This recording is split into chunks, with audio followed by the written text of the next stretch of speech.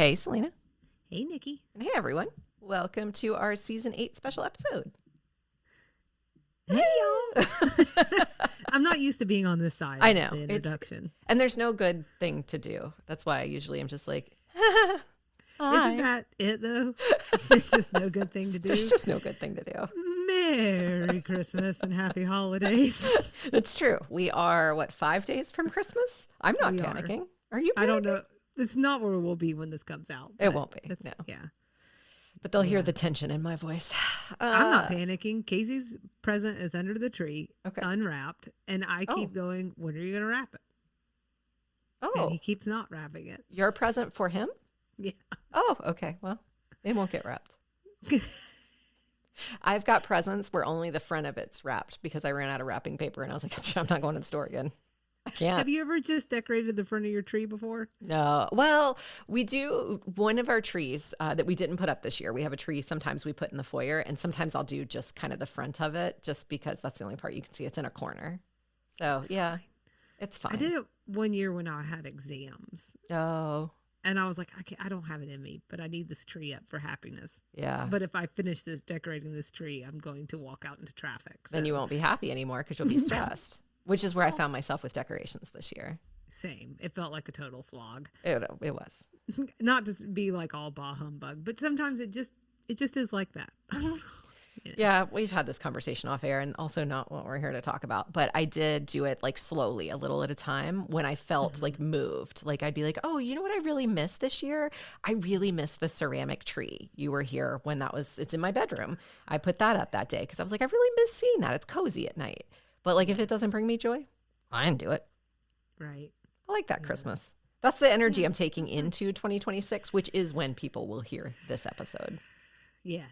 Yes. Well, so happy 2026. Happy 2026, guys. Happy 2026. Happy heading into season 9 of Sweet Tea and TV, which is crazy.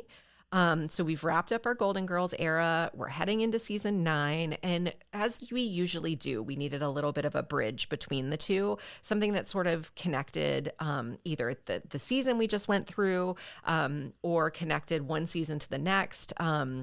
So sometimes we do something that just sort of came up through the season or something relevant to our next season. So like our final season of Designing Women, for instance, we talked about Thelma and Louise. And I had to look back and I was like, how did we end up there? It was because Bernice made a reference to Thelma and Louise. And so we covered that. I went back and did AI on that episode and released it just to you, just so we could watch Thelma and Louise. If you go on Hulu, it's not actually there. I was like, we will watch this. It's one way or another. It's fitting in. But yeah, we've also covered Troop Beverly Hills, First Wives Club, Soap Dish, Salina's favorite, Captain Ron. Also, not sure there was a connection ever there, but I invented one so that we could watch it. Well, for a while, the connection was, what's a ridiculous movie that someone hasn't seen? Pretty Woman. And then Nikki just laid out all her jewels for me. She was like, but have you seen Howard the Duck? Because I have. Well, I feel like the movie for this special episode might be in a very similar vein, except in this instance, we've both seen it. So what is a wacky movie that connects Golden Girls, possibly to our next season, possibly to previous seasons? What is a movie that does that? And that is the 1987 classic Mannequin. Sure. So for some people, the connections may be really obvious, and for others, maybe less so. So Salina, why are we covering this one? Which is a question I asked myself more than one time while watching it. Why are we watching this movie? Well, we had two reasons, and those come in the form of Meshack Taylor as Hollywood Montrose, and also Estelle Getty as Claire Timken. I'm really pulling that out of somewhere. Well done. That's right. I had to look her name up several times. I was like, what was her character's name? So Designing Women to two Golden Girls, and then we got a little something special in between that'll catapult us into our next season. But we'll get there. Right now, we just want to concentrate on the movie. So yeah. So before we jump in, I did want to say it's kind of surprisingly hard to get your hands on a copy of this movie. You can't. Well, I mean, surprisingly hard to get a free version. Maybe that's what I should say. Because you can very easily order a DVD on Amazon. For like $18-19. That's expensive. For That's a movie expensive. I'm going to watch once. Wow. And I don't really watch DVDs, So if this is the sort of thing you don't want to pay for, we found a version. You'll have to DM us for it because I'm not sure that it's super kosher to like broadcast that, but there is a free version available online. May or may not involve the dark web.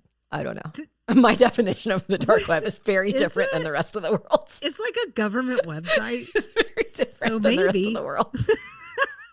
I just don't want people onto it because I don't want people who have free access to Mannequin to lose their free access. But if you DM us, we can tell you how to get it. Alternatively, just search where to stream Mannequin or where to buy Mannequin. If you're into paying for it. I did all that and it didn't help. I know. Nikki solved me. Dark web. But before we dive in, Salina, would you like to give us some basics about the movie? Absolutely. So the year is 1987. February 13th to be exact. So I suppose if you were looking for something romantic, you could have taken your Valentine to this. Absolutely sure. The plot is weird. And so is 1987. So here's a summary that I lifted from film critic Vince Leo's Around the World in 80s Movies podcast, which is pretty good, by the way. Okay. So goes something like this. Andrew McCarthy and Kim Cattrall star in the smash hit bubblegum romance about a struggling artist who falls in love with a mannequin possessed by a lovelorn ancient Egyptian spirit who turns his life around. James Spader, Estelle Getty, and Meshack Taylor have supporting roles in this quintessential 80s fantasy romance. Does that feel fair to you? Yes. Yes. I think bubblegum is so fascinating to me as like a category for this because it didn't feel bubblegummy to me. And I also read that it was marketed toward teens and it didn't feel teeny to me either. So I don't know where to categorize this movie. I'm very excited to talk about that aspect. Okay. How it's marketed. I think you and I could do a whole episode on that. Yeah. Don't worry. I'm not putting that on the list. But I think you and I could go on and on and on, given our backgrounds and things that draw us in.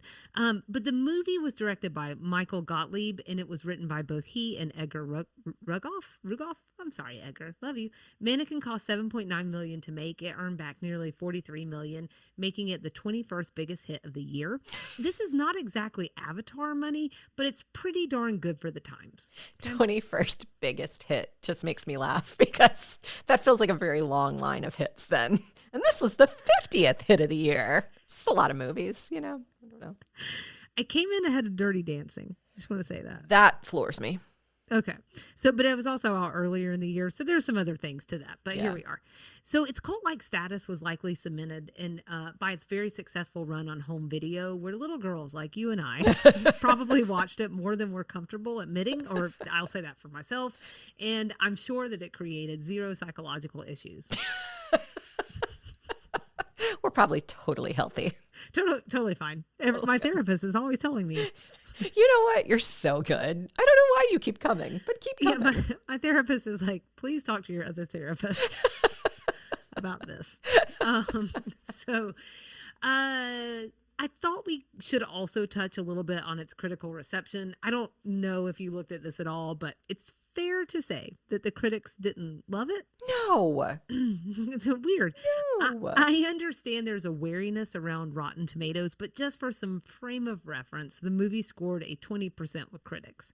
Roger Ebert had this to say: "This movie is a real curiosity. It's dead. I don't mean it's bad. A lot of bad movies are fairly throbbing with life. Mannequin is dead. The wake lasts 1.5 hours, and then we can leave the theater." That's so aggressive. The end is such a good burn. You should read it. It's good. Man. You want to take a guess at how many stars it got? 1.5. 0.5. Wow. Yikes. Pretty low. Yeah. Yikes. I think it's also important to point out Vince Leo's 2018 retrospective. We just talked about him, but he offers insights and perspectives that I just really don't think we could have had in the 80s. I'll try and weave some of those into our discussion, but the bottom line, also not a fan. And I thought he had some reasonable arguments. Okay. For why he was not. That's also like only a 12-minute listen. I'll drop that into the blog post for anybody who wants to hear that because I do think it's a nice summation of things. Okay. Okay, so we've both seen this before. Yes. And I think, but having a reaction at 40 is like a little different than having a reaction. I mean, I don't remember how old I was the last time I saw it, but I know I wasn't 40. So, well, now you were. Yes, now I was and am. And so just curiously, do you feel good maybe starting at just some general reactions to this? Yeah. Yeah, I mean, I think you're you're touching on my very first one, which is I have zero recollection of this movie, which is so crazy because my mom said I used to love it as a kid. And I can remember her saying that as long as I can remember. So that tells me I would have been like 5 and 6 watching this, and I just didn't remember a thing. Okay. Did you remember it? So let me put it this way. There are things I did not remember. Okay. And then there were things that I will never forget. Okay. So, okay. I did not remember this entire scheming, plotting, sabotage part. Oh. Like the rival department store Illustra, who will stop at nothing. They will ruin lives. They will kidnap. They will kill, whatever it takes. I didn't remember that. Also didn't remember it being like so complicated. Oh, okay. You got Roxy, who's the girlfriend, and like, she's works for the guy at the rival place Illustra, who's secretly in this business relationship with Mr. Richards, who's the VP at Prince and Company, who's kind of the person that Jonathan reports to, but he's secretly trying to sabotage. Like, what's happening? Like, it was just like a lot, But it makes sense to me that you wouldn't remember all that because I was watching it with like kid eyes on because I have kids. And so I'm watching it thinking like, how would they react to this? Specifically thinking of Carolina. And I was thinking the parts that you would love are the parts where she's coming down in the, what do you call it? The glider, the air glider. Oh, yeah. Or, okay. The part where they do all the changing of the clothes with the bright music happening or some of the funny physical humor. As a kid, you would love that part. All this other stuff wouldn't really sit with you. Right. And so, okay, and I'm going to go ahead and say this then. The other general reaction that I had watching at this age is like, what? And you're just nailing it on the head, but why did the child in me love it? It's playtime, baby. They're playing dress up. Yep. It's playtime for grown-ups. Yeah. And she's kind of like Toy Story or The Secret Life of Pets. She comes to life when no one else is watching. So there's like this magical element to it. And then Emmy herself, played by Kim Cattrall, is weirdly childlike. She's got like this wide-eyed optimism. There's an innocence to her, a sexy innocence. Yeah. I didn't write this movie. That's a whole nother thing to unpack. Exactly. But there's something there that reads very childlike. Yeah. And it is like bright and colorful. So I think that's really something to it. Another thing that I didn't remember in my mind, and it's probably because of the way the movie ends, I really thought that Roxy was like head over heels in love with Jonathan. And that's like not the case at all. See, I don't remember her at all, but I was like, what is her deal? Well, and she could like have not been more disinterested in him the whole time. And I think it might be the very end when she like tries to put Emmy through the shredder. Yeah. Like that's what sticks with you. The part where she's ready to murder another woman to get him back. Yeah. Right. The mannequin killing machine. Yes. Like, is that a thing? It's like an incinerator just for that part is really terrifying. That part's really scary when the arms start getting chopped up. Yeah, I have a bit about like the inspiration for this movie, and perhaps that's playing into it. Okay. One of those inspiration parts, but yeah, definitely interesting to say the least. Did you have any other generals? The other thing I wanted to mention was something that would not have resonated with me as a kid, but, and I didn't read too many reviews and things on it because I knew you were going to sort of tee up the background of it all and I wanted to be surprised by it. But one thing that I did come across honestly, as I was just searching for the movie, was this idea that one of the general themes of the movie is like, it's okay to be different. So Jonathan is very different. He has this whole thing with a mannequin, and like, only for the briefest of time does he really start to question his own sanity. And then he just like full goes into it, which tells you a little something about Jonathan. Hollywood is definitely different. He's definitely flamboyant. He's interesting in a way that other people aren't. And just this whole, and the store that they're working in is the lesser to Illustra. It's different in the sense that like they don't have the same sales. They seem not to be carrying the same merchandise. And then they have these different window displays. All that to say, the theme was it's okay to be different. And this whole family accepted one another for their differences, which I really liked. And there was this one line between Jonathan and Felix where Felix says, "So do you like your new assignment?" And Jonathan says, "Could have been worse. Could have put me on with a bigoted jerk." And it just sort of like that ahead of its time, because Felix had been coming down on Hollywood and using some really derogatory language. And I just appreciated that. And I think as a kid, I don't know that that would have resonated with me, but as an adult watching it, that hit me as something that I was like, well, that is something nice about this movie. That is a redeeming quality. Yes, I really like that. And here's my overread and generosity with the movie, which is, okay, and let me be very clear. I'm not saying the execution was great. It wasn't. Yeah. But there is strangely this artist's journey at the center of the movie. You know, or two artists really, because Jonathan and Emmy are both creatives from different times who were brought together by magic and fate to fall in love and make window displays together or art. And they're just like the most uninspired window displays too. And they're like, it's magnificent. It's a lingering question. She's riding a bicycle. It's lingering here. Yes.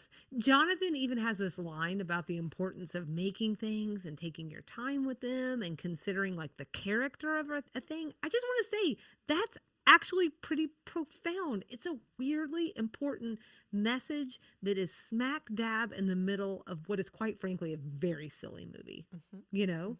But that like, so I love that. Like, so you kind of glommed onto the film family and it's okay to be different. And like, and I've got like this creative aspect. So there are these, I don't know that they were intentional, but we found them. They're there. They're there. Okay, so my read of your reaction so far is that your enjoyment of this movie was uneven. Is that fair? Yes. The first time, okay, so first of all, I think I was a little frustrated going into it because I couldn't find it anywhere. And I'm just going to be dead level honest with you. This is not a movie worth paying for. Especially 5 days before Christmas. Like, that would not have been a gift to myself. So I was a little annoyed I couldn't find it anywhere. I've got like 50 streaming services and nowhere to watch this. Right. That was very annoying. So I was already a little miffed. And then I had to watch it in pieces because it was a rough week here. So I was only able to watch it in like 15-minute increments or whatever. So it was a little like all over the place. And I was like, what is happening? The second time I really sat down and just watched the whole thing through. And it was better the second time through. It's still not a great movie, but it was better. Yeah. So is this an okay time as you're saying it's better to jump into likes? Yes, because I did have likes. Okay. The casting was wonderful. So I love Andrew McCarthy. I was obsessed with him in Pretty in Pink. I find him so charming and so handsome. I still had a crush on him watching this movie. Oh, like my face still got a little pink. He's just so charming. Oh. Okay. Some of the shine was lost when I read that he was like going through his alcoholism phase during this movie and like actively drunk in certain scenes. Doesn't matter. Really? Still, the scene where he's like hanging on the sign, they said that he was like actively drunk during that, which I feel like, wouldn't that be terrible to film? The worst time. Yeah. Be actively drunk. So I felt a little bad for him, but I find him so charming. You just mentioned this about Kim Cattrall's portrayal of Emmy. She's so cute. I think her physical performance probably is a little underrated, but I saw it. She was playing mannequin-like even when she was alive. Like you could sort of see some of the way she carried herself and some of the poses she'd get into. That was a performance that Kim Cattrall took really seriously, and she really put a lot into it. But her character was quirky, really cute. Meshack Taylor, like his entire performance was wonderful. I am sure people have a reaction to him portraying this particular character, but he was campy. He stole like every scene he was in. I loved the part where he like has this whole breakdown over the guy whose name I'm forgetting, but it's this like unseen lover. And he's like talking about the size of his butt, and this unseen lover told him his butt was too big. And he's like, it's the jelly donuts. I can't stay away from them in the middle of the night. They're like, Hollywood, come and get me, Hollywood. I was wondering if that, like, it resonates, doesn't it? Maybe not jelly donuts. Probably it's not that for me. I don't like jelly filled things, but yes, there are things that call to me in the middle of the night. Let me tell you something. If you haven't had a breakdown over your thighs, yes, you're not living. Yes. And then I loved his car and how he had to pause to cover it up with his like customized car cover. Like his whole performance was so over the top and so wonderful. And then we've talked about Estelle Getty. We're both uber fans at this point, but I didn't feel like they gave her much to sink her teeth into in this role, but she was perfectly warm, perfectly charming. I liked her. Yeah, I think, well, and it was such a different way to see her. Yeah. You know, and so that was nice. Just spending time with both of them was something that I liked. I really felt like Meshack Taylor understood the assignment. Yes. We may not create that role the same way in 2025, and I understand that, or 2020, excuse me, it'll be 2026. But Move on, Salina. Get with the times. No problem. See you never. But I think for those times, and it's exactly resonant with them. We're going to show you the stereotypes and then tell you not to stereotype people. Gosh darn it, it's 1987. Welcome and have a blast. You know what I'm saying? I think just taking a step back for me, like you said, you liked it better on rewatch. For me, I think critics have a great point that this is clearly a stinker. I get that. I swear I do. But it will never not have a special place in my heart because it is pure nostalgia for me. I also enjoy to wear rose-colored glasses and pretend that everything was better back then. Sometimes. I know it's not true, but like I enjoy it a little bit. Yeah. And on a given day, it might feel a little true. You know what I'm saying? So I also think that one of the reasons that I will never not love this movie is because nothing's going to stop us now. Okay? That song's a jam. Let me tell you, I've listened to that an innumerable amount of times since we've done this. It is a jam. Casey's gotten to hear me sing it. Lucky for him. It's a gosh darn banger. It really is. Forever. And honestly, if that song doesn't make you want to belt lyrics or tap your toe at the very least, I'm concerned that you might be a serial killer. That's it. She said it. She said what she said. I said what I said. I also wanted to tack on to what you said about Andrew McCarthy. Okay. So I agree. And I think that casting was perfect. Yeah. Because anyone else that doesn't have whatever that thing is that he has that, okay, I didn't realize that he was intoxicated in many scenes, but it is also a type of innocence. You know what I'm saying? And otherwise, you put Johnny Depp in here. Yeah. Is he sexy in 1987? You bet. Yeah. Would that be scary as hell? Yes. That is now a scary movie. Yeah, that would have veered into Edward Scissorhands territory. I had the biggest crush on Edward Scissorhands. Oh, that's a wonderful movie. That is, he, in the same vein, he was perfectly cast in that role. He also is very innocent, but it is a little darker and a little scarier. Yeah, Andrew McCarthy is, he is very anxious, a little bit like he operates sort of up here all the time. Yes. And one of my favorite parts of the movie that I didn't really notice and give full appreciation until the second time I watched it through was his like brief breakdown. I mentioned this earlier. Like he only very briefly questions his sanity, which makes me a little nervous. But he runs through like all the potential explanations. And there's this one part where he's like holding his head and his eyes are super wide. And he's like, food additives. It's the food additives. And it's just like, I can relate to that. That feels like a real person to me. That feels very 2025. It does. It's the additives. We're all going crazy because of the additives. So a big like for me, you've already mentioned, but this is something that like I knew this was coming. I loved this as a kid. Going back, you said that your daughter would love this part. Like this is something that she would be excited about. For me, it's the dance montage. Mm. They are dressing up to different outfits to the song "Do You Dream About Me," which has also been in my head. Which is, I want to be very clear, a stupid song that I love because I love a cheesy 80s ballad. I flipping love them. I just do. I don't know. They're very happy making for me. And I'm going to tell you that I would do this right now. I would drop what we're doing and I would go dress up and run around a mall if that was on offer. Okay. Right now. Now, That is Nikki, on my I hate list. Nikki, you are a cold heart and hate montages. So I do. I can't help she it. hates the montage. It's one of the most surprising things that I've learned over the course of this podcast. Do you want to know what my notes say about that part? I do. I would almost pay to never have to watch that montage scene where Emmy tries on all the outfits. You know how I feel about a montage. This one was particularly bad. I love it. Oh, it went on And for the so thing is, long. I was like, when does this end? We're just doing the whole song then. Yeah, and so I know I just said I love cheesy 80s songs, but like by and large, cheese does not work for me. Yeah. But cheese in a montage, I don't know. It works for me. But you know what? I respect it.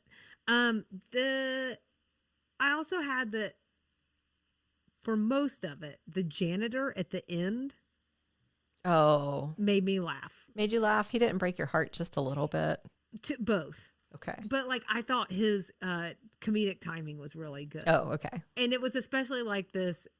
I just thought whoever came up with that sequence, which is like he sees this beautiful woman come to life and he's like, It's oh my God, miracle. let me get through these. Yeah. And then I don't even remember why Roxy's down there. She got knocked out. She got somehow. knocked out. Yeah.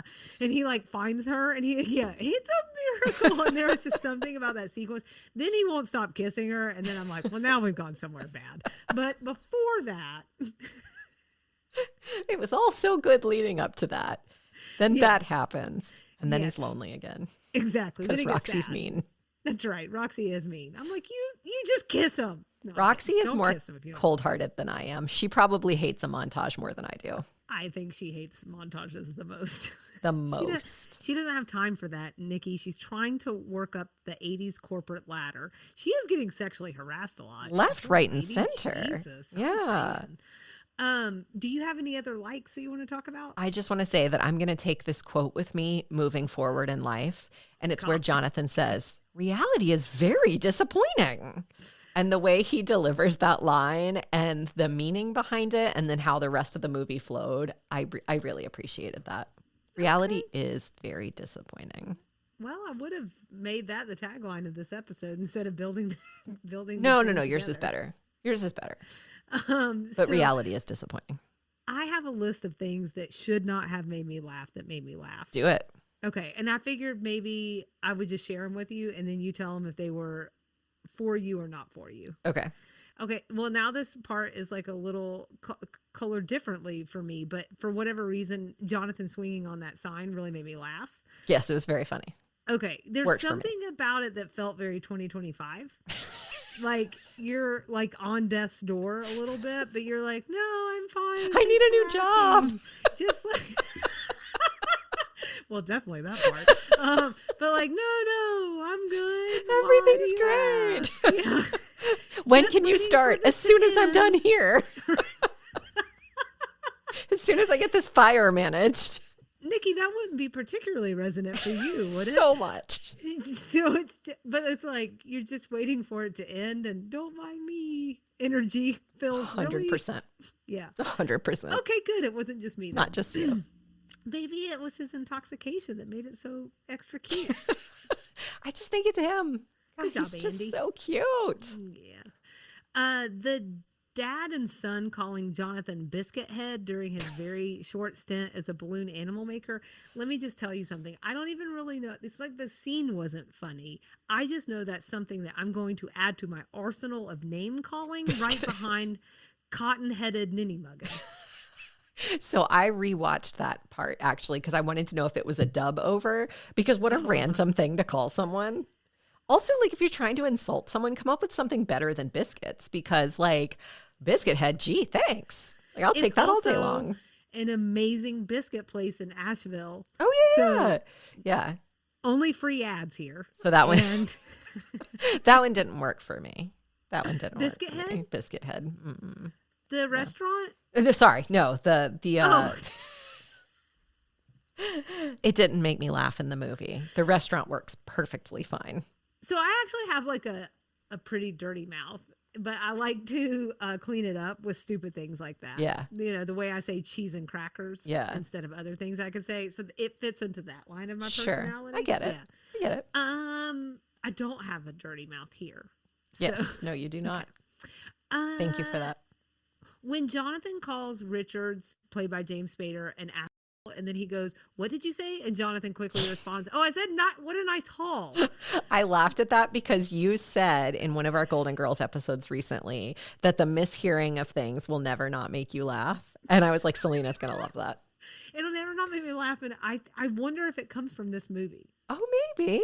Yeah. So I had that passing thought, and then like I do that sometimes, especially with Casey. Okay. Yeah. I think we may have had that exact exchange. Now you certainly will have that exact exchange. I'm just so proud of the Definitely. haul. It's lovely. Yeah, I laughed at that one because I thought about you. And then there's a part where Felix, the security guard, is walking away with Rambo, the bulldog, and he stops and scolds the dog for farting. Got me. It's so random. Like, how did that work its way into the script? Like, So, why? I don't know if you're going to touch on this later in anything else you've got prepared, but there was one more clip of something I saw, maybe from the director. If it wasn't the director, it was a writer or something, but they were like, it almost was like the more ridiculous we made the movie, the more the studio was like, yes, that works. And so we ended up putting things in that we were just like, this is so stupid. Like, why would this be in a movie? But they let us put it in. So we did. And that's how it ended up so campy and over the top. And that's one of those places where I think like, he just improvised that. Or maybe the dog really did toot and it really did smell bad. And he was just like, oh my God. And they just left it. And it was just so funny, especially like, so my friends have a very farty dog. Oh, that's the And worst. he gets excited and then he toots. Poor little guy.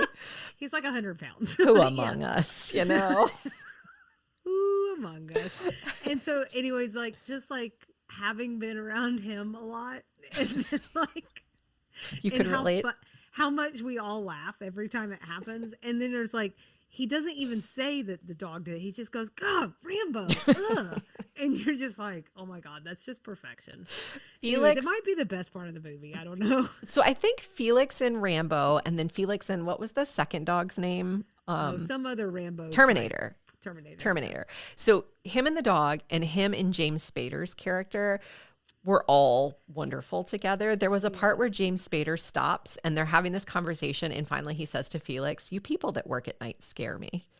And the way he delivers that line is so visceral and Right. so wonderful. What did he say? He said something too like, "This is what happens when I trust a vegetable." Or No, something like it's- that. I've trusted my life to a vegetable.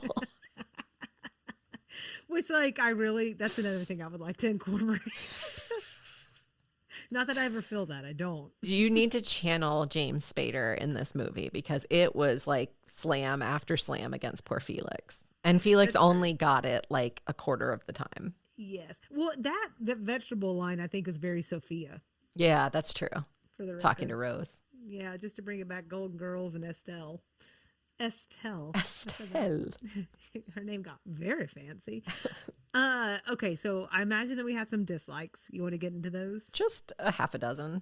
Full Okay. dozen. Lay So, them out there. I mentioned this was a tough watch for me. And it's not just because I had a kid home with the flu while I was trying to watch it. That was pretty bad too. But it's just so full of secondhand embarrassment and so much just like cringe stuff. And like, it's just really hard for me to watch. Again, like I'm trying to remember when I would have watched this because I don't really remember watching it after about like elementary school. Like, I don't remember this being a VHS I put in when I was in middle school and would watch. But my mom told me I watched this movie all the time as a kid. So I'm thinking maybe like a 5-year-old would like this because some of the more adult stuff goes right over their heads. But like I was going to let Carolina watch it with me because I thought how fun. Maybe I can get a reaction from her for the podcast. And I was telling my friend about it. She goes, I would pre-watch that, pre-screen that before you let her watch it. And I watched it and I was like, yeah, I'm not sure this movie's for her. Because there's like a 5-minute naked scene. There's several entendres. So I don't know. Yeah. I mean, it's also like just there. I mean, it's like maybe a little outside the bounds to fall in love with a doll. Yeah. Yeah. I think that raises questions that like I don't know how to I don't know how to answer that for you. Yeah. Let alone someone who's still a child. So okay, you already mentioned this with Hollywood. I just want to say, as an adult, as much as I loved and love Hollywood still, I mean, I saw it. I saw him embodying, like just literally every stereotype for a gay man. Yeah. So I just want to know, I see it. I'm just still left with these like waves of nostalgia and my enduring love for Meshach Taylor, but it's not lost on me that would be not someone's cup of tea. Yeah. So. And I kind of lightly searched it because I just want to see like, how do people, like, it's not my place to be offended by that. It's our place to call it out and say we see that happening. But like, I don't know that I am in a place to be offended by it. But like, are gay men offended by it? And I didn't really see a lot of that anywhere online. Again, I didn't do like a huge deep dive, but I actually saw a lot of people. Again, I don't know how they identify or where they are sort of in the world, but a lot of people just found him super entertaining, and the same position we're in. They're like, it could be awkward. I could see where you might have a reaction to that, but he's pretty funny. And I would rock those sunglasses. 100%. I did see someone said, do you remember when Pizza Hut gave those away as a giveaway? Do you remember that at all? I remember Eureka's Castle puppets. Okay. And I remember The Land Before Time. I'm not sure I remember those glasses. I don't remember it, but apparently it existed.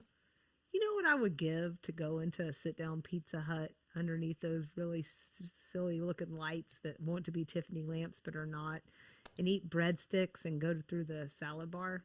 There's one in North Georgia, north of... I'm going to find it for you. But I'm still going to walk back out of the doors and it's going to be 2020 something. Sure, but for a little while it won't be. For a little while. And then there was one in South Georgia because we were driving back up from Florida or somewhere with my girlfriends, and we stopped there and had the all-you-can-eat pizza buffet. So they do exist. But it doesn't feel the same. For me, it was more the book it thing that we would redeem, and we'd get like our individual pizza. That's more my touchstone with Pizza Hut. Reading, right. Reading. Kim Cattrall's wispy voice. Weird. It's not a hard dislike. It's just like a choice. I'm sure there's a reason. Maybe she was trying to feed into that kind of childlike character. Like, oh, look at me. My eyes are wide and my legs are long. Something. Which is what I say to people all the time. I actually didn't know if that was just her voice because I had that passing thought yesterday, and I haven't seen Kim Cattrall in very much. So it raises the question because she must really enjoy the voice work because in Sex and the City, like she has a very deep voice. Okay. I mean, and like there's like a lot of, it's not necessarily making fun of it, but it is a little bit in different pop culture that harkens back to that pop culture. Oh wait, yeah, she was mentioned in Forgetting Sarah Marshall. He says, "I'm Samantha." Exactly. This is what I'm saying. That's exactly. Yeah. That's a really, really good comp. An example. Yeah. So and I think because I have watched so much of that show. Yeah.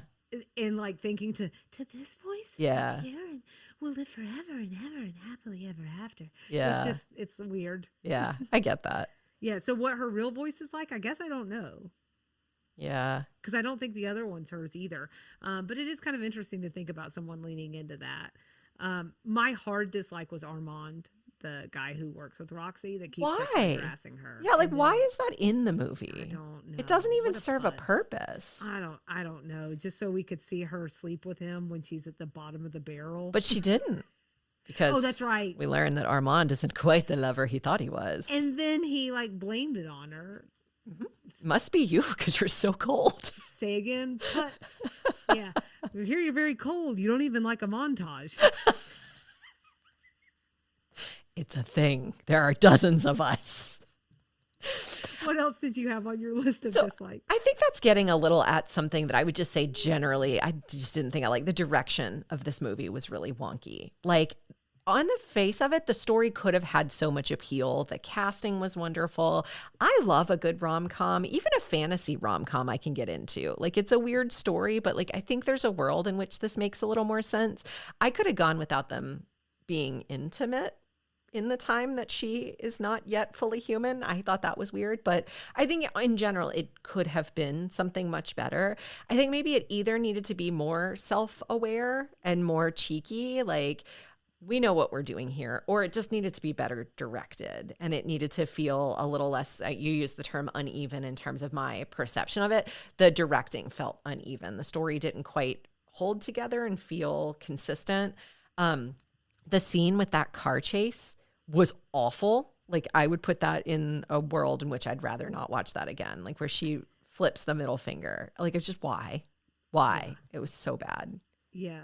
Well, this was his directorial debut. Yep. So I guess that could be part and parcel to that. So I had some things that I would classify these as ponderings more than dislikes, but it's closely related, one might say. Do we know why someone who at best looks Swedish is playing an Egyptian woman? Do you want to see what my notes say on that? Yes, I do. Why was she Egyptian and yet white? Yeah.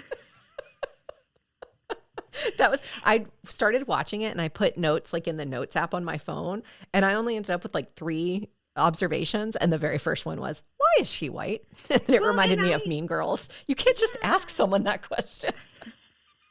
And I just assume that somebody's going to be like, there are very pale Egyptian people, but Kim Cattrall is not a pale Egyptian person. She's just white. So that was such a choice to me because they could have chosen like an ancient Nordic. Yeah, exactly. They could have chosen that.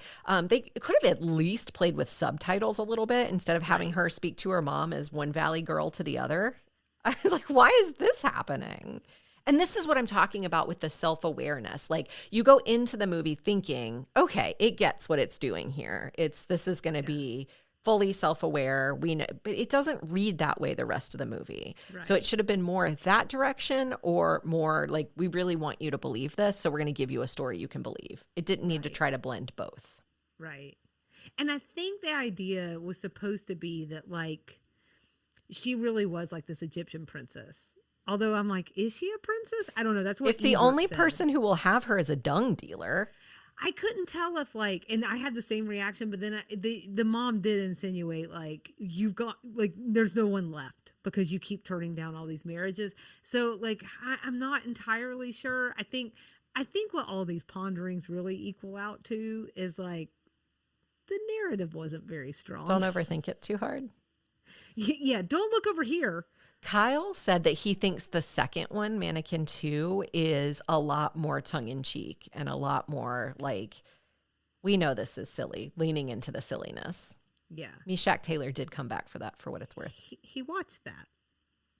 I think so. Oh, boy. Or he also has a weird knowledge of pop culture and old pop culture and movies. I don't know that he's seen them all. He just knows them. You don't have to ask him. I just assumed he did. Yeah, I do understand. Well, a lot of guys really liked Mean Girls, like Christy Swanson. So also for that? The late 80s and early 90s. That's pretty much what we had to do with our time is watch whatever was on TV. Yeah, absolutely.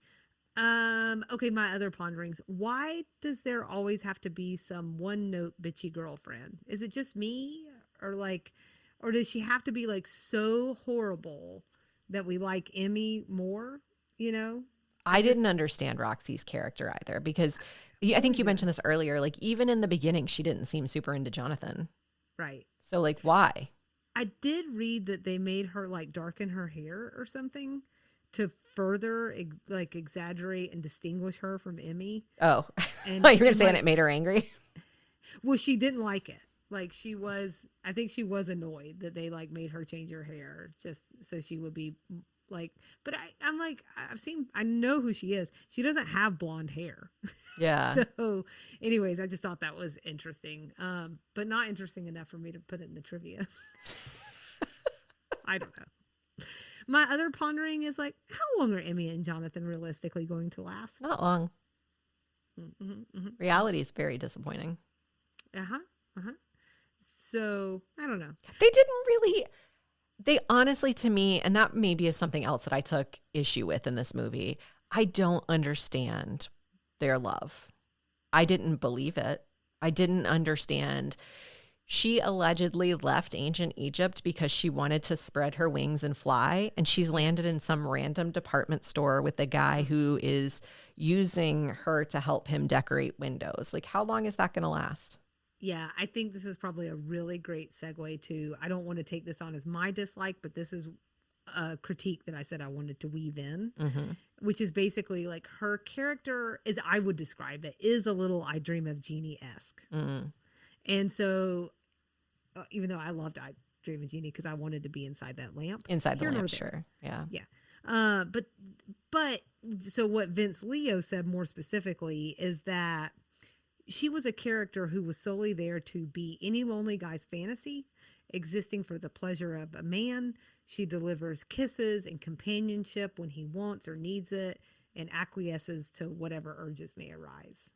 And I suppose like I see it in some ways, like she is definitely like a beck and call girl, but I do have other thoughts, but I just wanted to, I'm going to stop there and see if you have any immediate reactions to that. I think that's perfectly articulating what I struggled with in that part of the story, because that's not how the movie started. The movie started almost as like feminine empowerment. And I was like, yeah, you go, Emmy. Like even her mom is like, don't you think if the world were different, I would try to give you more and different, but I can't. This is the way of the world. And Emmy's like, no, that's not good enough for me. I'm going to go find another timeline in which I fit better. And then she ends up in 1980s Philadelphia as like this guy's, what is it, beck and call girl or whatever. And I was just like, that's lame. So I didn't love that. That was the 1987 ceiling, spreading your wings. I mean, she did get to ride a glider down through the department store, which incidentally is another dislike of mine of the movie. I hated that. I don't think I liked that when I was little. It's so bad. Like, what's happening? Why is this happening? Why can you see the string? Why can you see the string? Right. Like, why didn't she like embody like Amelia Earhart or something? I don't know. Think she thinks she did. What are you gonna do? So I do. I felt that. I see that. In other ways, it does feel worth saying, like you said, it was an attempt to buck the system, right? An attempt was made. An attempt was made. It was clear, despite the ludicrousy of that Egyptian plot line. You know, she was refusing to settle, but like, also there is this aspect. Like, she is also an artist, and she wanted to come help Jonathan. Again, it's flimsy. It's flimsy, but it's there, and he did also want to give her some credit. It was just hard because she was a mannequin. I hear it as it's coming out, Nikki. I hear it. He tried. He did try. But I did think, like, you know, her choosing to go there, even if the decision was dumb, that was a level of agency, you know? Who among us hasn't picked the lesser option before? I also think it's important to, like, what did Kim Cattrall have to say at the time? Honestly, I think she was just excited to get some attention as a female star. I think she was. Which I think is very telling of like maybe the way we were treating women on set at the time. But she said doing like that movie she was 29 when this was made. Okay. And she'd already had a couple of things under her belt. She said it was the first time she felt like a grown up in movies. Here's what she had to say. I become more of a leading lady instead of like the girl. Which is funny because I'm like, you're definitely the girl in this movie. She's the girl in this one. All the other movies that I've done, I played the girl and the plot was around the guy. I've never had anybody to do special lighting for me or find out what clothes look good on me or what camera angles are best for me. In this movie, I learned a lot from it. It is almost like learning old Hollywood techniques. I've always been sort of a tomboy. I felt great being a girl and wearing a dress. So she likes attention. It's like a lot to unpack there. Or like, I mean, well, you're an actor.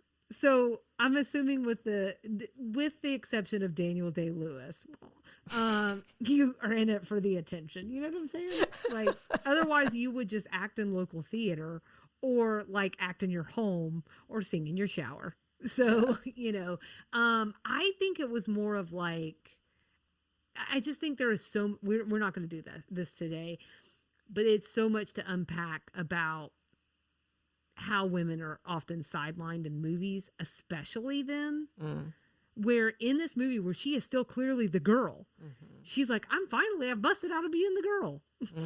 And I'm like, it's really hard to bust out of being the girl, and to being not the center of focus. And I think most people would think that this is Jonathan's movie. Yeah. So I don't know. Anyways, but I think it is a sign of the times. That was progress. That's what I'm sitting here processing is like, was it at least some sign of progress? And I think that's what it is, That poor gal that played Roxy, like, what did she think? Did she think she was the girl or did she think she was the leading lady? Well, later on, she'll get to play a call girl. So it all comes around. It all comes around full circle. That's right. So any other things that you just really loved about this that you want to talk about? Well, I have one more dislike, and it's petty. I can't explain it. I'm just going to own that immediately. But Roxy running through Illustra at the end of the movie, like, super annoyed me. She looked like she was running in slow and fast motion at the same time. And then at one point she started using her arms and she looked very much like Phoebe in that Friends episode where Phoebe and Rachel go running together and Rachel refuses to run with her because watch it again. Watch it again. Okay. It's going to hit you because I was just like, what is happening? Why does she, like, nobody told her, did somebody tell her run like this? Or nobody told her you run funny? Oh, that's weird. Okay. Yeah, it just annoyed. I was already primed to be annoyed with Roxy, but that one really put me over the edge. Okay. Well, should we talk about references? Oh, please. Let's talk about some references. What did you have? Surprise me.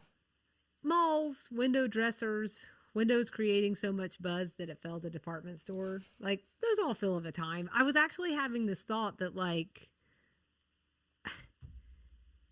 I mean, were windows really that big of a deal even in the late 80s? I'm so curious about that.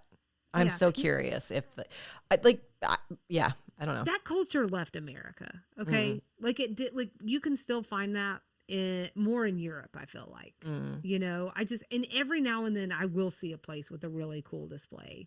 And maybe, like, New York City is, like, a little bit more known for it. I was going to say maybe it's a big city thing, too.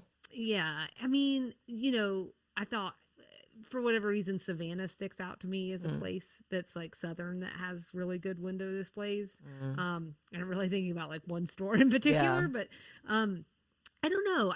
That really sat with me. You mentioned this earlier. I just want to say, like, are these windows good? They're not. So in terms of it being like, okay, so we're super excited about Windows in 1987, but they're also not good. So I don't know. That was what was up for me. And then also thinking about like this reference of, okay, what is making a department store fail in 1987 versus the fact that department stores just fail in 2025 because people don't go there as much anymore. Yeah. Versus then it was like, there's a better one and it's driving business away. So those were mine. Yeah. I had a couple other ones I could mention. There was a Greta Garbo mention at the top of the movie when when Jonathan and Claire are walking through the store. In the very beginning, Claire shares that Greta Garbo used to get her makeup done there. And she says, but you're too young. You're too young to know who she is. And he said, no, Ninotchka and Grand Hotel. So I feel like our friend Brandon from Front Row Classics would have known both those films immediately. I did not know them. So for anyone else who's like me, Grand Hotel was a 1932 film. I thought you would be interested in this, Salina. It was made pre-Hays Code. And as a reminder for folks, the Hays Code or pre-Hays Code is really that time period between the transition from movies that didn't have sound to those with sound. So in about 1934, Hollywood began enforcing stricter censorship rules. So movies that were made pre-code would have sort of like a lot of not so kind of surprising things happen that you wouldn't have expected from the 1930s. So like there would be displays of homosexuality, things like, prostitutes were shown a lot more, lots of drinking, lots of smoking, very like Hollywood sort of things before they started implementing this code. So Grand Hotel is a pre-code movie, so it sounds like it could be really juicy. There were also a couple other noteworthy things about it. There's a line from it delivered by Garbo, "I want to be alone." For whatever reason, that's been identified as one of the most influential quotes in movie history. Grand Hotel is to date the only film in history to have won an Academy Award for Best Picture without being nominated for any other Oscars. It also joined the National Film Registry in 2007 as one of those like influential movies. Nanochka, I'm not going to say that right, was also a comedy. It was Garbo's first and one of her final films, and it earned her her third Oscar.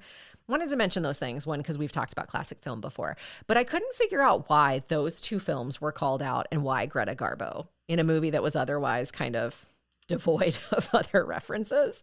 I didn't figure it out. Okay. I for just a second, I'll skip to some trivia if that's okay. Okay. Because what I was thinking was that she may have been the person that was in the movie that influenced this, but she wasn't. It was Ava Gardner. Yeah. So I don't know. Question. Weird. We also learned that Emmy had flings with famous historical figures, Christopher Columbus and almost Michelangelo, if he hadn't been so hung up on a guy named David, who was the inspiration for his Renaissance sculpture. And then Hollywood made some pop culture references. In talking about Felix, he says, "Don't mind him. He's just got a bad case of Miami Vice," which would have been kind of a big deal at this point in time. When Jonathan tries to introduce Hollywood to Emmy, Hollywood says, "Very nice. Maybe I can get G.I. Joe and we can double sometime." And then this one was a reference that I feel like is important, but I couldn't find it. It's at the end when he's shooting all the cops with the water. All the cops who never actually get wet from all this water he's shooting them with. Right. But he says, "Come and get me, Sister Mariella." Oh. I have no idea who Sister Mariella is. And you looked. I looked everywhere. Okay. There was some weird, like, I don't know, some kind of horror movie thing, but it didn't really make sense. And I couldn't really find anything in Catholicism about it. So I don't know. If anybody knows, I would be curious. Yeah. Okay. That's why I was asking. I was like, should I start typing now? No, I already looked. But if you've looked, then I won't find it. I don't think it's to be found. That was my last reference. And are you super glad that you assigned references to me so I could take you on that journey? Well, what I was thinking about when you said Miami Vice is what a nice also callback that is the Golden Girls. Miami Nice. That's right. It all comes together. It's almost as if Hollywood is one big interconnected entity. Yes. Now, Hollywood Montrose or Yes. Hollywood the okay. Yes, Hollywood and the yes. Business. Okay. So we'll hop into some trivia. Okay. Trivialize me. This is the piece that I could never. So this is the piece that I've really been wanting to talk about this whole time, which is this is actually the first movie produced by Joseph Farrell. He became Hollywood's market research guru. So this is the very first one. Oh, okay. He perfected the system of focus groups and test audiences. Uh-oh. So this one was heavily market researched and really targeted young women. Thank you for saying the teens. I never saw anything that said teens. And in fact, I had to, but like the thing is like, it's interesting. So they targeted teens, but who it really seems to, The 5-year-olds? Yeah, exactly. So what's going on there? That's why I say, I don't think his market research is as good as he thinks it is. Well, it was number one. He really had to perfect it over time. Well, and they did love it. like young girls did, and I loved it and you loved it. And so I don't know, I think it's fascinating. I'm curious what changed based on their feedback. I do feel like maybe it was making Jonathan a sensitive artsy type. I've got a casting what if that I think could support that, even though I've not straight up read anywhere what changed because of this feedback. You know, we were talking about how some of the setup of the story just doesn't make sense. Yeah. That feels like we interjected some things. Like maybe there were some women in there who were like, how about some agency a-holes? Yeah. And they were like, oh, you like this nice haul? Yeah. Anyways, but you know what I'm saying? So they were like, oh, okay, hold on, I've got it. You know, and they tried to work that part in. I don't know. So I think that would be a really fascinating before after list to see. I think there's also probably something at play to the fact that this came out in that era of home movies, because I also think of like being a kid and having a sick day and you just walk over to the videos and pick out a VHS and put it in and watch it. And I wonder if the younger kids were more likely to catch on in that way. And it is so fantastical that it feels like a kid's movie. So there's maybe a slight difference between who you market it to initially and who it ultimately ends up releasing or resonating with. So like initial marketing is things like movie poster. How much do we play up the fact that Andrew McCarthy is the star versus how much do we play up the fact that Kim Cattrall is in this, also seen in Animal House or whatever. And so, yeah, there's something there too. Right. Well, and they actually were at least the review I listened to, I think this comes on the heels of Pretty in Pink, but so I think he is something to like babies. Yeah. But I don't think that like, if you and I had been 40 around that time, we'd be like, Andrew, who? Yeah. Maybe a little bit. I don't know. I know you and I enjoy the pop culture. So, yeah. Okay. So here's some more things. No matter how you slice it, this is an Oscar-nominated movie. Did you know this? Yes. Okay. So that's for those loose. That's loose. But it is. It's true. It was nominated for Best Song for Starship's Nothing's Gonna Stop Us Now, which I've already talked about. It became a Billboard #1 single by April of 1987, but the Oscar actually went to another song and movie. Do you know that song and movie from 1987? I will give you one more hint if you can't come up with it on your own. Was it Dirty Dancing? Yes. And Which is going to be my hint. Oh. Well, my hint was going to be I've already mentioned this movie in this podcast. Hungry Eyes? So I'm just going to say for the record that I think that is the superior song from Dirty Dancing, but I've had the time of my life. Time of my life. Okay. Yeah, yeah, I should have guessed that. Man, banger after banger on that soundtrack. Am I right? For sure. God, that's such a good movie. I know. And things were so not. I've probably told this story. I'm sure I've told this story on here before, that my grandmother sent me for my birthday, and it would have been 7th or 8th birthday, the Dirty Dancing VHS. That runs counter to everything that I ever would have known about my grandmother, but it became one of my favorite movies. And this is the thing, as I watched this and I was thinking about like letting my daughter watch it with me and have that nostalgia together, I was thinking like, man, things were so different in the 80s. We just threw whatever in front of kids and just hoped for the best and got the worst. I had a very singular experience in that regard, so I hear you. But yeah, I loved Dirty Dancing when I was little. But movie. Most of that, the penny plot line just totally went over my head. You didn't even know what was happening. No, I just wanted to see them dance. Just dance over and over again, and it wasn't even really that dirty. Yeah, no, it's just romantic. Yeah, it was lovely. It was dirty for the 50s. Good for them. Yeah. 60s, 50s, 60s. I can't remember. Anyways, 60s maybe. Whatever. Why haven't we watched that movie yet? I was just thinking that. Yeah. You mentioned this one, but we do get the sequel, much reviled sequel, Mannequin on the Move. I'm actually just gonna say here for me, I've heard it's bad. I've not watched it because I learned my lesson from Grease 2. You know. Oh, I never saw Grease 2.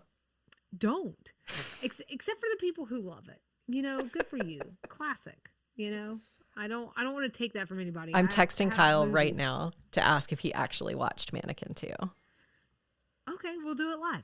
Yes. I never actually watched the first Grease movie until I was probably 16. I was not a Grease head. Yeah, I was required. That was required watching for me. It from my shocks me. mother. Again, it was at my grandmother's house that I watched it. It shocks me I had never seen it. I'm not a musical kind of girl, though. So but like when I was little, I was. So I was Grease and Sound of Music. I have seen 1,000 times. I also was pretty old when I watched Sound of Music. Yeah, that'll change the perspective. Yeah. Okay, other things. Kim Cattrall spent 6 weeks posing for a Santa Monica sculptor who captured her likeness. 6 mannequins come out of this, each with a different expression for the movie. I have a thought. These mannequins look like her in the same way that our podcast cartoons look like us. I had the same thought. There was actually the part where they're trying to, Felix and James Spader are trying to find her mannequin. And he goes, is it just me or do they all kind of look alike? And I was like, I couldn't tell you. We've been looking at this woman this whole movie and I could not tell you which one is her. I really don't know. It's squarely the idea of her and the idea of us. Yeah. You know? So I thought that was interesting. You also mentioned like what a nice job you thought that she did, like embodying, like it sounds like she even worked on her physique in a way to streamline her figure or something. She did look phenomenal. Lady's got some gams, you know? She looked amazing. Her stomach, I was like, what? Her body is, this is inappropriate, but her body is really a wonderland. It what I wouldn't give to turn on a podcast and hear that about myself. I don't even care who's doing it as long as they're not going to put me in a trunk. and we're not painting her naked. And we're not doing any of this without her consent. No. That was a reference to a previous episode we did, just for the record. If anybody heard that and they're like, what? It's a reference. It's a deep cut. That's right. Okay, so the organ that Jonathan sits at during the dance, I feel like I need to be specific now. Thank you. Like the instrument. But the one he sits at during the dance montage is an actual organ in the John Wanamaker building in Philadelphia. It's the largest operational pipe organ in the world. That is shocking to me because if you go to Europe, you realize that a big part of Europe is just going to cathedral after cathedral. It's just the organs. Yeah, how is that the biggest one? You can call it the sincerest form of flattery, or you can call it derivative, but mannequin had many inspirations. Do you want to hear about these, or do you want to just move on? I know about some of them, but why don't you tell not just me, but everyone? Okay, I'll make it fast. There's an update on the Greek myth of Pygmalion angle. So for the uninitiated or cultural swine like myself who forgot. This is the sculptor who falls in love with his creation. Once I read it, I was like, oh yeah, Pygmalion. Sure. Whatever. Right. It's supposedly an homage to an episode of Twilight Zone where mannequins in a department store come to life. That's when I was saying earlier, like creepy part at the very end. Oh. Maybe there's something there. Yeah. I wasn't a Twilight Zone person, so I don't know. I wasn't either, but my parents were. And now that you say that, I feel like I remember that episode. It feels like if there's any part, that's going to be the one. Yeah. Because there's something about a bunch of mannequins all in a row that is creepy. It's very creepy. Especially as they're falling into a shredder. That really intensifies it, Yeah. So this is the movie that most people agree inspired it, which is the 1948 movie One Touch of Venus. Also a window dresser, but this time he falls in love with a statue of Venus that comes to life. This is the one I thought might be Greta Garbo because I couldn't remember, but it's Ava Gardner.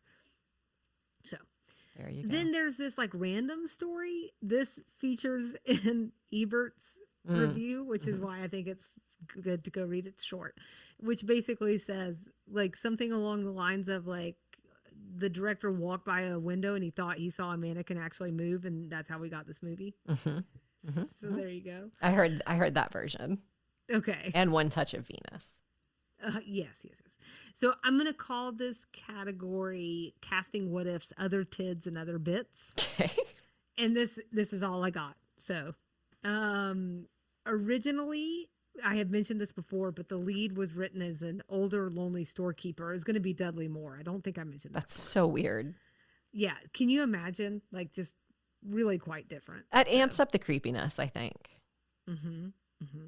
That would be the scary movie. I mean, Dudley Moore is funny. So It's not Dudley Moore. It's the fact that it's an older, lonely person. There's something creepy about it. Sorry, older, lonely people. It's nothing personal. Well, yeah, let's just get you something better. We have the creative authority to really help you fall in love. And we're like, here's a doll. Here's a doll. Right. You deserve more than that, Dudley Moore. What? I mean, it's really the creator's fault, not the lonely person's fault. 100%. Anyways. 100%. Yeah, I don't want to blame the victim because it's not that. It's not that. Mannequin is the second of 3 movies featuring James Spader and Andrew McCarthy. So I already mentioned the first one, which is Pretty in Pink. This comes out the year before in 1986. And then later this year, 1987, they star in Less Than Zero together. You ever see Less Than Zero or read it? No. Okay. I feel like there is, for many young people, this obligatory Bret Easton Ellis phase that you must go through. Okay. This is also the writer of American Psycho and many other books that make you question everything in your life. Yeah. And if I had to take a guess, I would have said Nikki Mays did not go through a Bret Easton Ellis phase. No. But if my friends did. Yeah. If you're ever like, where is the darkness? It's an American Psycho. I can tell you that. I don't know that Less Than Zero isn't worse. It is. That is. I'm looking it up. Let me just tell you that I've also seen the movie, and I saw the movie before I ever read the book because that was an inappropriate movie that my mom let me watch when I was probably like 4. And sorry, Mom, and it's not your fault. And what I will say about Less Than Zero is the movie is a very cleaned up version of the book. Oh no. But we were in the 80s then. Anyways, that would ruin Andrew McCarthy for me. No, I don't think it ruins Andrew McCarthy. I can only have him as like Dreamboat, Lovelorn. I need that. Yeah, I will tell you that I don't really do him as much as I remember Robert Downey Jr. And James Spader. Okay. So anyway, it's just interesting that there were like 3 back-to-back movies together. How strange. And he's not Brat Pack, James Spader. Only because nobody put him in that category. Like, I feel like it's only because nobody put his name on the list. Well, I'm not really sure why. I think I knew at one point in time, and I will say if he seems older. Maybe. This is for you, maybe for everyone else, but if you haven't gone and watched the Andrew McCarthy documentary where he explores and unpacks his feelings around the Brat Pack, this came out last year. It's not what I thought it was going to be, but if that time period sings to you, if those movies mean something to you, then I think it's worth a watch. Go destroy that for you. Did you watch it? No, but I've read enough about it. For me, it was more like, we're doing a lot of navel gazing, but I do a lot of navel gazing. So who am I? You know? And then my last one is that there's some other cast members who have also worked together. So Kim Cattrall was in Police Academy with G.W. Bailey. This is the one who plays Felix, the security guard. I love him. And he was also in Short Circuit. He is just one of those faces of the 80s. Yeah. So if you are a fan of 80s movies, or you were alive in the 80s, or whatever the case might be, that is just a face that you know. And then my last one is Kim Cattrall and Carol Davis, who play Roxy. We're both in Sex and the City. Oh, okay. Kim Cattrall more obviously in Sex and the City. When I mentioned earlier that Carol Davis would go on to play a sex worker at some point, she's like in one episode of the show, and she's like a playgirl, globe-trotting, has a lot of boyfriends type of gal. Okay. So not necessarily like a call girl, but something. And it's so funny because she's very like Cruella de Vil, like, oh, hello, darling. Ah! It's like that kind of character, which is so vastly different from this one that I, like, as soon as I read it, I was like, oh my gosh, that's definitely her, but it didn't hit. Yeah. So that's all my stuff. So are we done with Mannequin? Do I never have to watch it again? Nikki, the world is your The oyster. world is my oyster. You do or don't do whatever you want to do, I say. I'll probably watch it again now that I know where to find it for free. So now we're done with season 9 for season 8. We're done with season 8 officially. So we're going to take a break, and we're expecting we're going to return sometime later in the winter, 2026. First quarter. So we mentioned at the top of season 8 that we've slightly shifted the focus of our podcast from exploring kind of strictly Southern identity and culture in entertainment, although we do still try to do that as two Southerners who started out there. But now it's kind of become more of an exploration of the legacy of women on TV and in film. And we're doing that with a little bit of a 6 Degrees of Kevin Bacon style slant. So we're bouncing from kind of one pop culture icon to another, and it's all coming from one connective tissue. So we started with Designing Women, which was a show based in the South about 4 women. That led us to 4 more women. We had also, incidentally, Blanche Devereaux, who was Southern. The show was technically geographically in the South. That was sort of our connective tissue to bring us to Golden Girls for this season. So then Golden Girls and Designing Women, as you mentioned earlier, Meshach Taylor and Estelle Getty led us to watching Mannequin, which we just completed.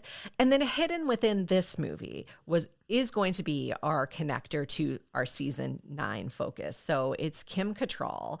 Salina, I want you to be the one, because this is full on Salina core. Can you take us where we're going next? Well, next we are going right into the heart of Sex and the City, because Kim Cattrall was none other than Samantha Jones. And so let me tell you, Nikki, it's about to get spicy. I know. That's And probably why I've northern. avoided it. Yeah. It's probably why I've avoided it. You'll be fine. think I don't I'll know be if okay? it'll be a clean podcast anymore after covering Sex and the City, but we'll see. We'll see where we end up. So that's where we're headed next. So we'll be back probably in a few weeks, couple months. I'm sorry, I years. don't think I gave that the fanfare that you were looking for. I thought you'd be more excited about it, but Yay! Now you It's see me hard. bounce. it's hard to find. Like, I was so excited to cover Golden Girls. That's Nikki core, but well, it's exciting. But there's no, like, what are you gonna do? Sing it to me or something? So I've was already more started mapping ceremonial. out the season, which I told you offline, and that got me excited. Good. Like, I almost flipped on the show before I came up here to do the episode. Good. Nikki is quarantined, so we're virtual today. It's just the gift that keeps on giving. You get your Happy flu shot, you still get the holidays. flu. It's a whole thing.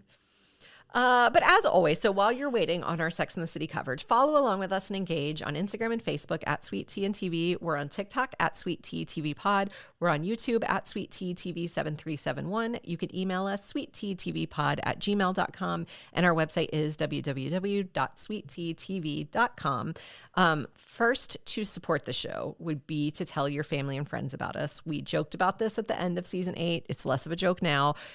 Your gift to us for the new year could be sharing us with your family and friends, sharing us with someone who you know enjoys pop culture, enjoys talking about women in entertainment, or we got some fans out there of Sex and the City. If you know someone who loves Sex and the City, go ahead and share the podcast with them so that they're ready to go when we start dropping our new episodes next year. On the website, you can also find some other ways to support us. And then just one more thing from me before we go. I just want to give a really huge, heartfelt, serious thank you. Thank you for tuning in week after week, for sharing your thoughts, for being patient with us through last minute schedule changes, and for evolving with us. We're really excited to keep going on this pop culture journey, and we really look forward to doing it with you. I don't know if you have anything else you want to add, Salina. Well, no one queued me up that was going to happen. Just say thank you and move on.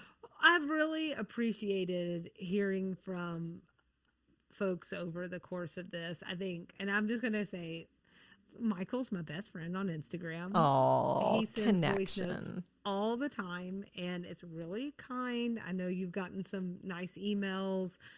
Adam sends regular messages through Facebook, and I will just tell you that those kinds of things have just been really delightful. Sometimes days are hard, and just to know that something that we're doing is resonating with you, that maybe we're bringing a little light to your day.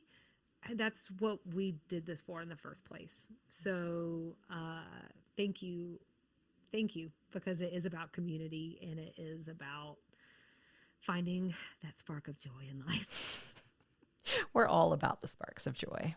That's what we're looking for. I need them. That's right. I need them. That's right. So thank you. Tune in next year for our new episodes. And that's it. We'll see you soon. All right. I don't have a cutoff or a line. Well, could you cut me off? She's done now. I mean, I don't have a goodbye line. Thank you for being a friend. Is there a See you thank you around the bend? Is there a thank you for being a friend type thing for Sex in the City? You might want to Probably start thinking about that. Start thinking about it. Well, I will tell you this. For Mannequin, we will build that dream together. Ah, there you go. Let's keep building this dream together.